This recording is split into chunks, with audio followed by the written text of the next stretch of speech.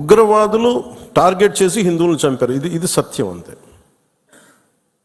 వాళ్ళు అన్న మాట నాతో ఏంటంటే, మధుసూదన్ గారి భార్య, ఇఫ్ ఆమె ముస్లిం నన్ను స్పేర్ చేసేవాళ్ళు సార్. నన్ను మేము చేసింది పాపం, బీయింగ్ హిందూ పుట్టడమా మేము చేసింది? కనీసం మా చేతుల్లో ఆయుధాలు కూడా లేవే, మేము సైనికులం కూడా కాదే. మేము బిడ్డలిద్దరు అక్కడే ఉన్నారు. నేను ఆలోచించలేదు ముందు. నేను అనుకున్నాను ఆయన ఒక్కైనా వెళ్ళారేమో, అలా చనిపోయారేమో అనుకున్నాను. కానీ కుటుంబం అంతా ఉంది, ఇంకో ముగ్గురు, ఇంకో 2 ఫ్యామిలీస్ ఉన్నాయి.